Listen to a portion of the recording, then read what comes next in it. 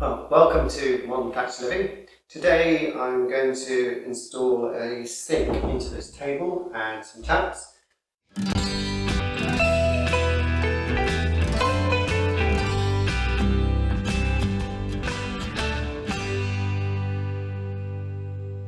Right, I need to make a hole in the table that I'm going to put the sink in, and for the main drain outlet I have a Forstner bit, got a hole that's 45 millimeters in diameter.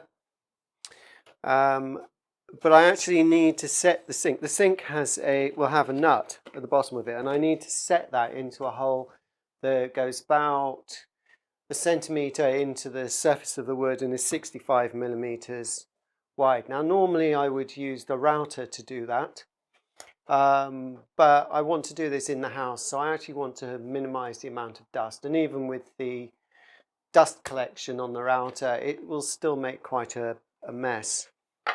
Previously I've bought a bit like this off Amazon, and it worked really well for the first thing that I used it on, but it was in quite a tough piece of oak and it's now really dull, and it just makes a real mess of any wood that I use it on.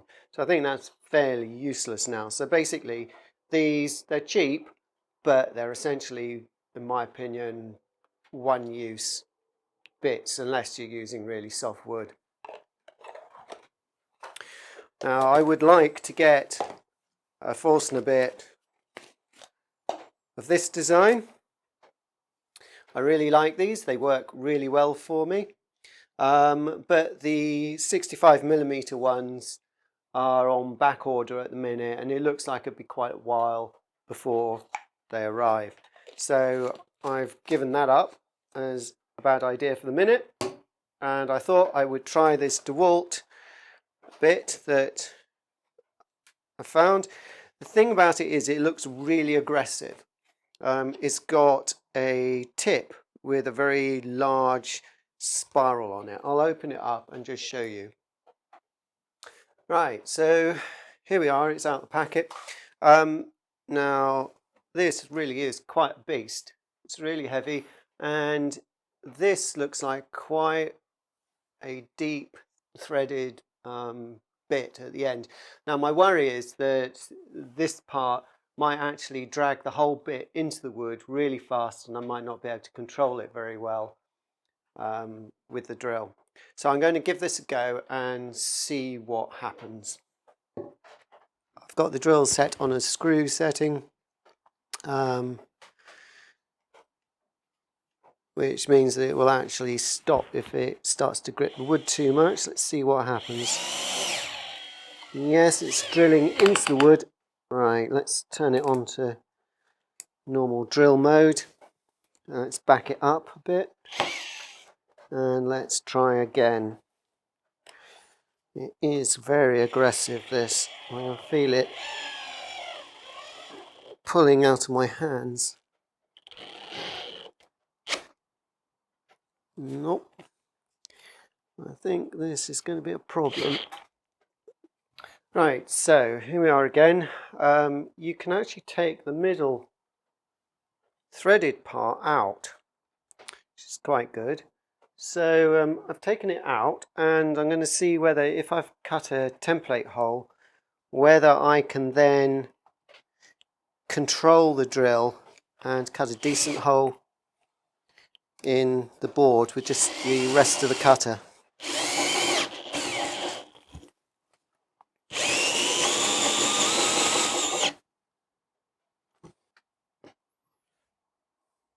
No, that's just not working. Let's try the dull bit and see how that works with the template cut. I suspect this might actually be better than that Dewalt bit.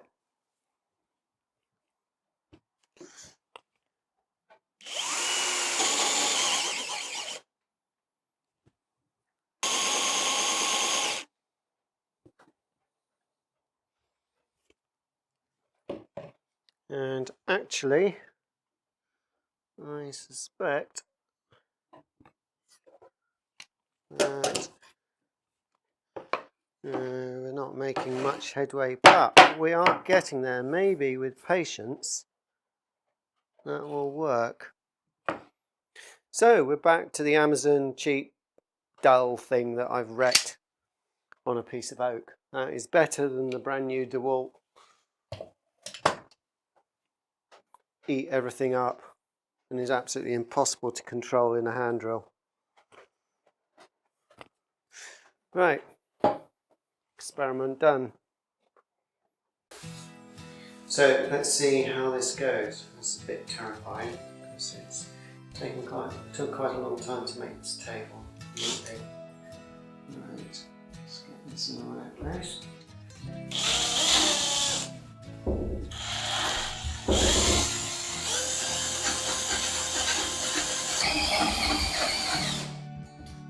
Right, let's see how that is. So put this in. I think, yeah, that is now deep enough to take the nut.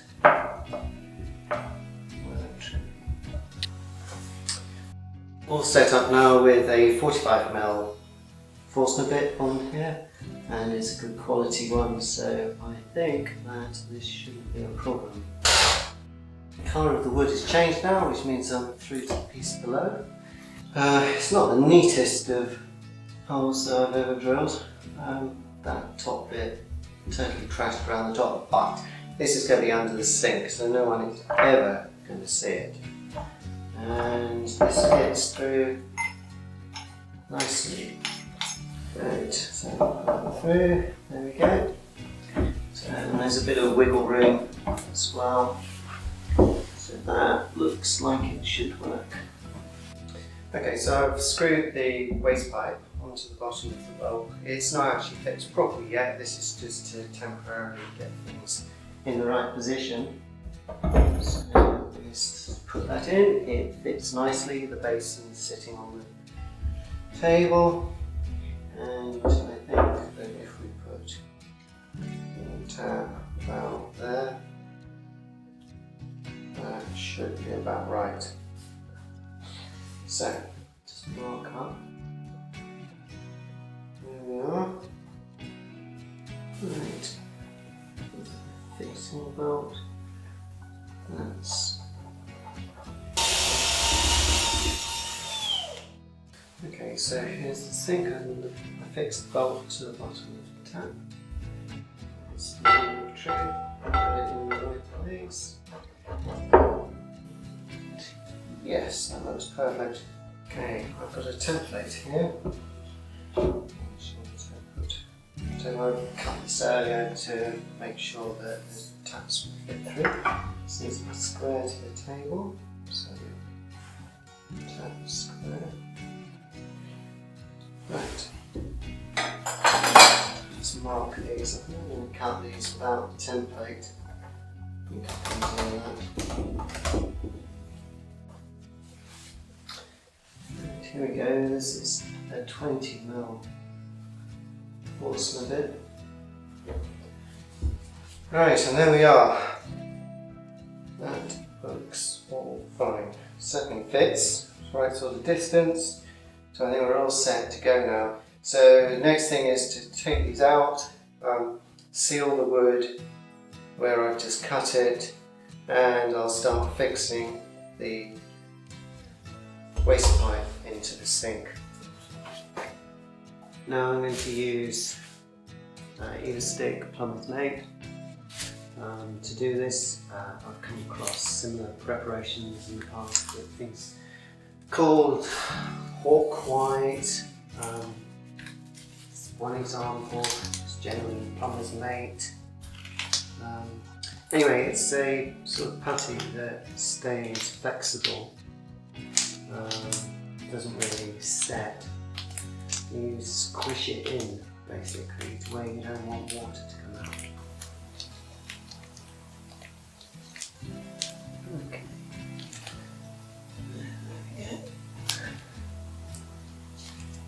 There we go.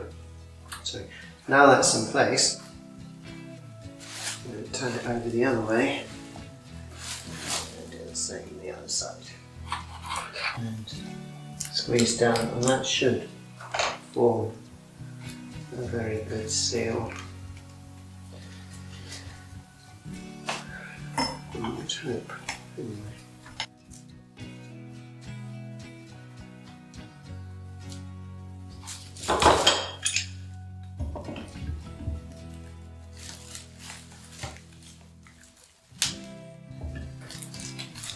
See what's going on the other side. So I'm going to squeeze out on this side as well. That's good. Clean that up in a minute, properly. There we go. Don't think that's going anywhere.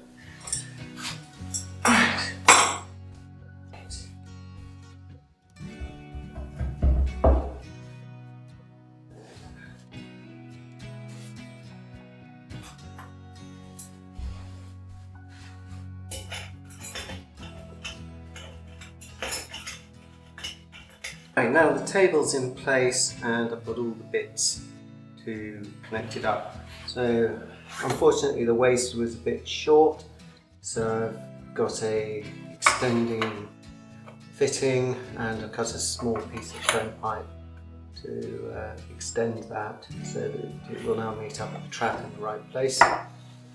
But I think the sensible thing will be to connect up the water first, because they're at the back, and I think I probably want to do the cold. These aren't marked up. In the UK, normally the hot is on the left and the cold is on the right. I'm assuming that that is the way it's being plumbed up by the plumber that installed the pipes in the wall. And on the tap, the back is hot and the front is cold. So this one needs to go onto here.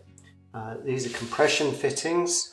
So there's an olive inside the fitting, and the nut goes on, then the olive goes on, and then you connect the pipe up. Now I always put some Vaseline onto the olive. I think that in the States it's called petroleum jelly. I put it inside and outside before tightening up. And I just find that that tends to make the joints a bit more reliable when I'm tightening them up. I think it allows some slippage in the olive while you're tightening it, and so you actually get it properly tight. So let's start this, and put some Vaseline on the pipe and around the olive, as I just described, and put this on the pipe. Right.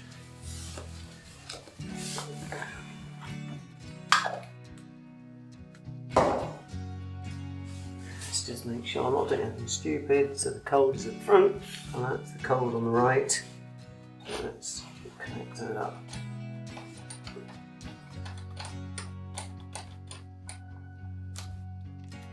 And now to get that on, I need a couple of spanners. Probably far too big. Awkward for the space, because that's always what seems to happen when you're doing plumbing. It seems to be an awkward place and everything's too big. A small spanner up there that'll do. Looks like it will do the job. Maybe. Looks like that will hold that in place.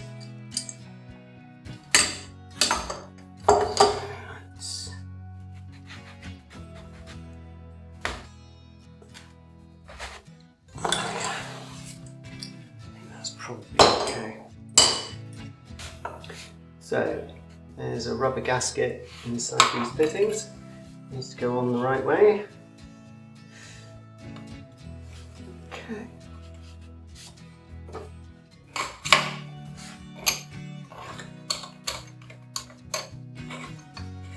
This is what's called Euro pipe, which is 32 millimeters. It's so confusing, plumbing waste pipe. It just seems to come in so many different sizes. Anyway, normally I think in the UK it's 35 mil, but for some reason the trap that we got here as part of the kit was 32 mil. And I've got so much Vaseline over my hands I can't actually tighten up the joints very easily. Just have to see. Right. Put the gasket on. Tube in. Into there. And do this up.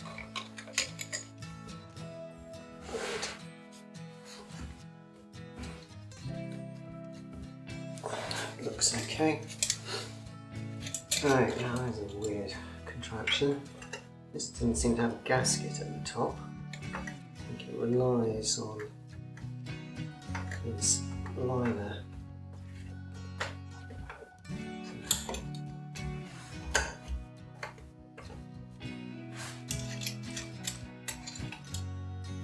There's a gasket, that fitting.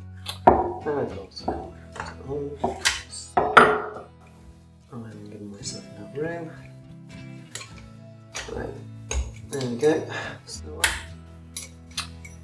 And now it's that one.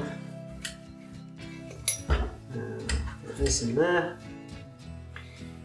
And somehow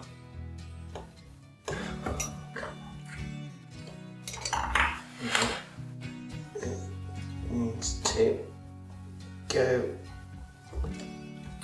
Right, this is where I'm being silly. I can move the table out a bit.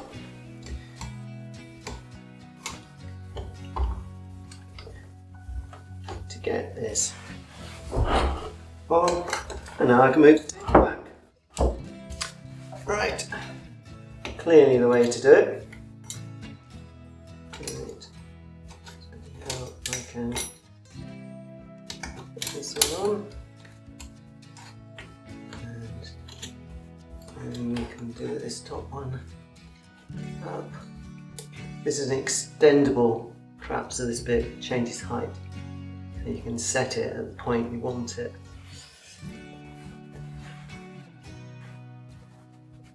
Right, and I think we're done. So all I need to do now is get a couple of screwdrivers to undo those, and if I haven't forgotten anything or done something stupid, it should all work now. Right, here we are. Now this is the moment of truth. Am I going to have water going absolutely everywhere? Let's try the hot one first. Right, it's fully on. Well, a minute, that looks alright. Let's try the cold.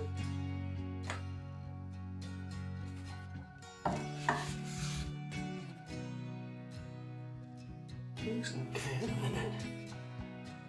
Right. So here we are, and the job is now finished. It's obviously taken most of the day to do this, and I'm actually pretty pleased with the way it's turned out. Now this bathroom is pretty nearly finished.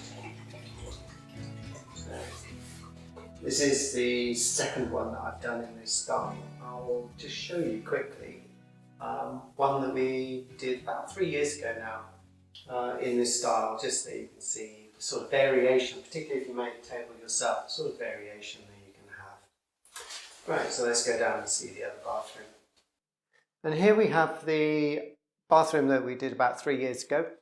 And as you can see, we put 2 sinks in here. And again, it's made out of beech, as the one that we've just done.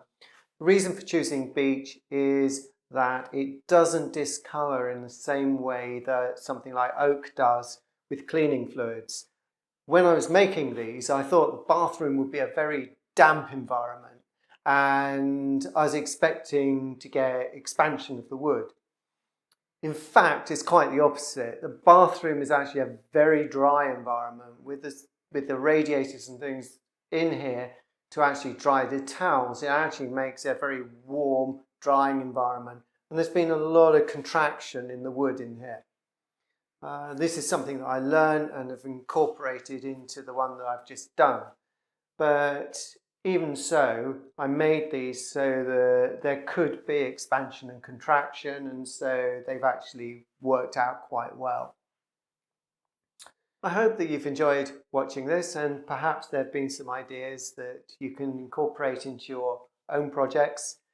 And at the very least, I hope that you've found it interesting. And I look forward to seeing you next time. Goodbye.